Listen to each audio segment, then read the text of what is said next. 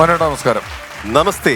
Yes മനോട്ട, ഞങ്ങൾ ഇപ്പൊ ഈ പരിപാടിയിൽ മനോഹരൻ എത്തി. അതുപോലെ തന്നെ ഞങ്ങളുടെ രണ്ടാമത്തെ സിനിമ സംവിധാനം ചെയ്യുന്ന സമയത്ത് അതിലൊരു ഡ്രമ്മറുടെ വേഷം വന്നു ഞങ്ങളുടെ പടത്തിൽ, ഗാനയന്ത്രമല്ലേ. അപ്പൊ ഈ ഡ്രംസിന്റെ ഒക്കെ ഒരു പ്രത്യേകത, അത് ഉപയോഗിക്കാൻ അറിയാത്തവൻ തൊട്ടാൽ അറിയാം, കണ്ടു നിൽക്കുന്നവനും ഇനി പണി അറിയത്തില്ല. അങ്ങനെ ഒരു പ്രശ്നമുണ്ട്. ചില സാധനങ്ങൾ അങ്ങനെ, തോക്കൊക്കെ നമുക്ക് ആർക്ക് വേണേലും വേണേൽ പിടിച്ച് ചൂണ്ടാം, ഉപയോഗിക്കാൻ അറിയില്ലെങ്കിലും വിശ്വസിക്കും. പക്ഷെ വാദ്യോപകരണങ്ങൾ ഒരാൾ ഉപയോഗിക്കുന്നത് അഭിനേതാക്കൾ കയ്യിൽ പിടിച്ചാലും ഉപയോഗിക്കുന്ന കണ്ടാൽ അറിയാം അത് ശീലമില്ലാത്ത ആളാണെന്നുള്ളത്. അപ്പം ഞങ്ങൾക്ക് ഒരുപാട് ആലോചിക്കാതെ തന്നെ ഒരു ഡ്രമ്മറായിട്ട് കാസ്റ്റ് ചെയ്യണമെങ്കിൽ ഏറ്റവും എളുപ്പമെന്ന് തോന്നുന്നതും അത് ഏറ്റവും കൃത്യമായി ചെയ്യുമെന്നും തോന്നി ഞങ്ങൾ ഓടിച്ചെന്നത് മനോഹരന്റെ അടുത്തേക്കാണ്. അത് വളരെ ഗംഭീരമായിട്ട് മനോഹരൻ ചെയ്യുകയും ചെയ്തു. അല്ല, അത് എങ്ങനെയെന്ന് എനിക്ക് ഇപ്പോഴും മനസ്സിലാവുന്നില്ല. കാരണം ഡ്രമ്മർ എന്ന് പറഞ്ഞാൽ ഞാൻ ഈ സാധനം നീ ആദ്യം പറഞ്ഞ കൈ കൊണ്ട് പോലും ഞാൻ തൊട്ട് നോക്കിയിട്ടില്ല.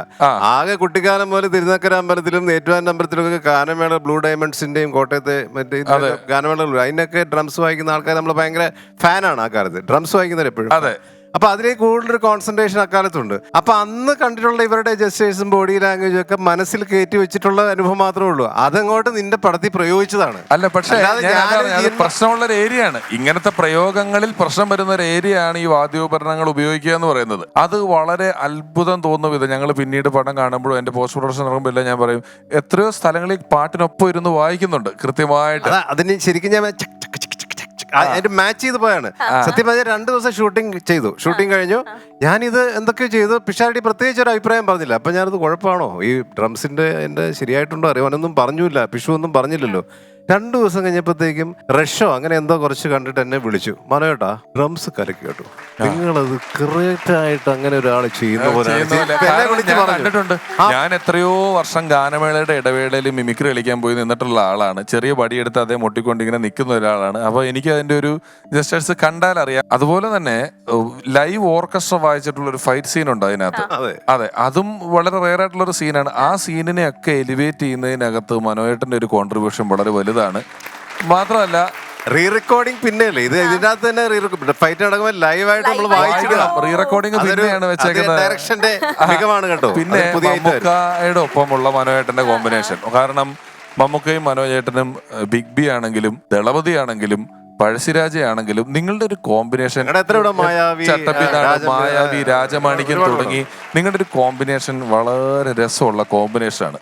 ആ കോമ്പിനേഷനിലെ രസകരമായ എന്തെങ്കിലും ഒരു ഓർമ്മ മമ്മൂക്കയുമായിട്ടുള്ളത് പങ്കുവെക്കാനുണ്ടോ? ഒരുപാട് അനുഭവമുണ്ട്. എല്ലാം എന്താ പറയാ, പഴശ്ശിരാജ സമയത്ത് ഉള്ള കഥ ഞാൻ കേട്ടിട്ടുണ്ട്. അതെന്താണ് നീ കേട്ടത്? കേട്ട കഥ ആദ്യം കേട്ട കഥ പറയൂ. അല്ല, ഞാൻ കേട്ട കഥ എന്ന് പറയുന്നത് ഈ ഗാഡ്ജറ്റ്സ് ഇറങ്ങിക്കഴിഞ്ഞാല് അത് ഫസ്റ്റ് കിട്ടുന്ന ആള് മമ്മൂക്കയാണ്. തീർച്ചയായിട്ടും. അത് ഇപ്പൊ ഐഫോൺ ഒക്കെ മമ്മൂക്കയോട് ചോദിച്ചിട്ടാണോ ഇറക്കുന്നതെന്ന് വരെ ഞാൻ സംശയിക്കുന്നുണ്ട്. ഇവര് കൊണ്ടുവരണം കൊടുക്കുന്നുണ്ട്, ഇറങ്ങലും അത് അങ്ങ് ജർമ്മനിയിൽ ഇറങ്ങി എന്നൊക്കെ പറയുന്ന കേട്ട് നമ്മൾ മമ്മൂക്കയെ കാണുമ്പോൾ അതും കൊണ്ടുവരും. അപ്പൊ അങ്ങനെയുള്ള നമ്മുടെ ഗുരുവിന്റെ അടുത്തേക്ക് പഴശ്ശിരാജയുടെ തലക്കോണം ലൊക്കേഷനിൽ കൊടുങ്കാടാണ്. അപ്പൊ 2 ഷെഡ്യൂൾ കഴിഞ്ഞു. മദ്രാസിൽ ഒരു ഷെഡ്യൂൾ കഴിഞ്ഞു, പിന്നെ കണ്ണൂർ 1 കഴിഞ്ഞു.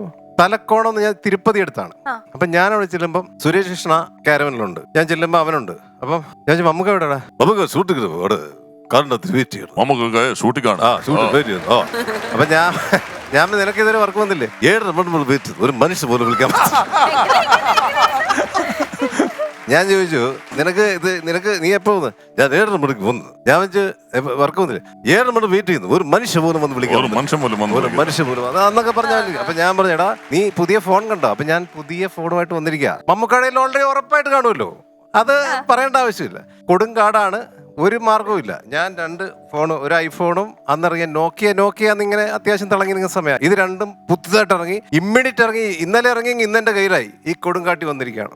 അപ്പം ഞാൻ ഇവനെ കാണിച്ചപ്പോൾ നമുക്ക് കാണിക്കണ്ടേ?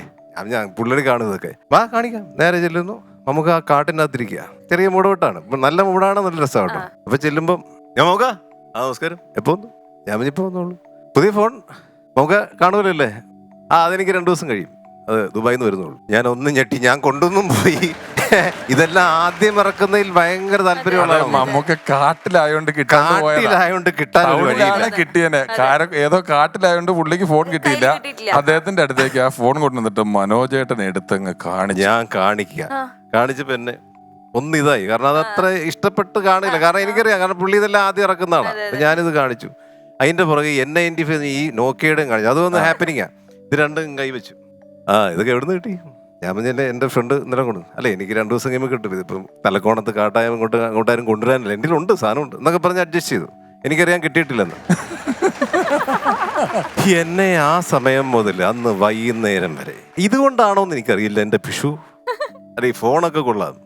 നിങ്ങൾ എന്താണ് നിങ്ങളുടെ ഉദ്ദേശം? നിങ്ങളൊരു നടനല്ലേ? നിങ്ങൾ നിങ്ങളുടെ ബോഡി ആദ്യം കറക്റ്റ് ചെയ്യണം. നിങ്ങളുടെ കൈക്ക് വണ്ണമില്ല, നിങ്ങളുടെ കാലിന് വണ്ണമില്ല. എന്നെ കുറിച്ച് മുഴുവൻ നിങ്ങളുടെ പ്രപ്പോഷൻ ശരിയല്ല, നിങ്ങൾ എക്സസൈസ് ചെയ്യുന്ന ഒരു നടൻ എന്ന് പറഞ്ഞാൽ അവന്റെ ഉപകരണം അവന്റെ ശരീരമായിരിക്കണം. എന്നെ ഞാനൊക്കെ കണ്ടിട്ട് കേട്ടത് മനോജോട് പറഞ്ഞു, മനോജേട്ടന്റെ അരക്ക് കീബോർഡുള്ള നീളവും അരക്ക് മുകളിലോട്ടുള്ള നീളവും പ്രപ്പോഷൻ അല്ല എന്ന് പറഞ്ഞെന്നാണ് ഞാൻ കേട്ടത്. നിങ്ങൾ പറ എന്തെങ്കിലും വലിയ കുഴപ്പമുണ്ടോ? ഈ പറയുന്ന കുഴപ്പമൊന്നുമില്ല. അന്ന് ഈ പറഞ്ഞ ചെറിയ കലിപ്പ് കൊണ്ട് പറഞ്ഞ ഒരു ഐഫോൺ ചതിച്ച അങ്ങനെ എന്നെ വൈകുന്നേരം വരെ എന്നെ കുറ്റപ്പെടുത്തില്ല. എനിക്കിത് മനസ്സിലാവുന്നില്ല. എനിക്ക് ഏകദേശം മനസ്സിലായി തുടങ്ങി. അവസാനം ഒരു ഷോട്ടിന് വിളിച്ചു. അപ്പൊ മമ്മൂക്കാണ് ഞങ്ങളെല്ലാം ഒരുമിച്ച് മേക്കപ്പ് ചെയ്ത് അവിടെ പോയി നിൽക്കുന്നു. ശരത് കുമാർ, മമ്മൂക്ക, ഞാൻ, സുരേഷ് കൃഷ്ണ ഇങ്ങനെ നിൽക്കുമ്പോൾ ഹരിഹരൻ സാർ വരുന്നു. എന്തൊക്കെയോ കാഷ്വലായിട്ട് പറഞ്ഞു, വെട്ടത്തിൽ പറഞ്ഞു. അല്ല ഞാൻ പറഞ്ഞു, ഇവിടെ മനോജിനോടും നിങ്ങളോടൊക്കെ ഞാൻ പറഞ്ഞു, ഈ ബോഡി ഫിറ്റ് ആയിരിക്കണം. ഈ കഥാപാത്രങ്ങളെല്ലാം അങ്ങനെയാണ്. പഴശ്ശിരാജയാണ് ആ കാലത്തെ ക്യാരക്ടേഴ്സാണ്. ഇതിപ്പോ കണ്ടില്ലേ മനോജൊക്കെ എന്ന് പറഞ്ഞപ്പോഴേ ഞാനിങ്ങനെ ബേർ ബോഡി ആയിട്ട് നിൽക്കുകയല്ലേ. എന്നെ കുറിച്ച് എന്തോ ബോഡിയെ കുറിച്ച് പറയാനെന്ന് മനസ്സിലായി. അപ്പൊ ഞാനിങ്ങനെ അപ്പം നമുക്ക് അടുത്തപ്പോണ്ട്. അപ്പൊ ഞാനൊന്ന് നീ ഒന്ന് പിടിച്ചേ, എനിക്കിത് മൈക്കൊന്ന് പിടിച്ചേ. ഞാൻ കുറച്ച് ഇങ്ങനെ ഒന്ന് വയറ് പോകത്തോട്ട് പിടിച്ച് ഞാൻ ഇങ്ങനെ ഒന്ന് ഒരു ഭയങ്കര സ്റ്റൗട്ടായിട്ടൊന്ന് തലക്കൽ ചെന്തോ. കാരണം എന്നെ കുറിച്ച് എന്താ പറയാൻ പോകുന്ന മനസ്സിലായി. ഞാൻ ഇങ്ങനെ ഒന്ന് എയർ വിടാൻ പറ്റാതെ നിൽക്കുക. അപ്പം സാറ് പറഞ്ഞു, ഇപ്പൊ മനോജിനെ കണ്ടില്ലേ? ഞാൻ പറഞ്ഞു അയാളൊക്കെ ചെയ്തിട്ടുണ്ട്, അയാളൊക്കെ എന്തോ ചെയ്തിട്ടുണ്ട്, നല്ല ഈ ജിമ്മായിട്ട് എന്തോ. മനോജ് ചെയ്തില്ലേ? ഞാൻ കുറച്ച് ചെയ്തതാ, എവിടെ ഒരു ഭാഗം നടന്നിട്ട് പോലും. ഉടനെ മമ്മൂക്ക അടുത്തെന്ന് പറയാ, ഇത് ഹരൻ സാർ പറ എന്നോട് പറയാം. മനോജിനെ കണ്ടില്ല? നന്നായിട്ട് മനോജിനെ കണ്ടില്ലേ? നന്നായിട്ടുണ്ടോ? പുള്ളി നന്നായിട്ട് ഭംഗിയായിട്ട് ചെയ്തിട്ടുണ്ട്. എന്ത് നന്നായിട്ടുണ്ട് സാർ? എന്റെ പൊന്ന് സാർ, ഒരു ഇല കുനിഞ്ഞെടുക്കുന്ന ഞാൻ ഇതുവരെ കണ്ടിട്ടില്ല. ഒരു ഇല കുനിഞ്ഞെടുക്കുന്ന എന്റെ അപ്പൊ അത് പറയേണ്ട ആവശ്യമുണ്ടോ? ഒരു കാര്യമില്ല. പറയേണ്ട ആവശ്യം തലക്കൻ ചെന്ന് എന്റെ ഏറ് മുഴുവൻ പോയി. ഞാൻ ഇങ്ങനെ ആയിപ്പോയി. അങ്ങനെയൊക്കെ എന്നെ പറഞ്ഞു ഞാൻ അവസാനം സുരേഷ് കൃഷ്ണോട് ചോദിച്ചാൽ മനസ്സിലാവും. ഇതെല്ലാം കഴിഞ്ഞ് 6 മണിയായപ്പോ കാരവനി വന്നു. ഞാനിത് രാവിലെ മുതൽ സഹിക്കില്ലേ. ഞാൻ നേരെ കയറി നമുക്കാ ഞാൻ രാവിലെ മുതൽ ഇത് കേൾക്കാം. ഞാനൊരു കാര്യം ചോദിക്കട്ടെ, എന്റെ ഈ 2 ഫോണും തിരിച്ചു കൊടുത്താലെങ്കിലും എന്റെ പ്രപ്പോഷനും ശരിയാക്കി തരും എന്ന് ചോദിച്ചു. അപ്പം നമുക്ക് ചിരിച്ച്. അത് ആ ഹ്യൂമർ സെൻസ് ഇഷ്ടപ്പെട്ടത്. ഞാൻ നിങ്ങളെ അതൊന്നും ഉദ്ദേശിച്ച് പറഞ്ഞല്ലേ. ഞാൻ നിങ്ങളെ ആക്ടർ എന്ന് പറഞ്ഞാൽ ഒരു സാധനം ഇങ്ങനെ അതൊക്കെ ഉണ്ടാവും. ഫോണിന്റെ കുഴപ്പമില്ല. ഫോണിന്റെ കുഴപ്പമില്ല. അപ്പൊ അത് കുഞ്ഞുങ്ങളുടെ മനസ്സാണ് കേട്ടോ. അതാണ്.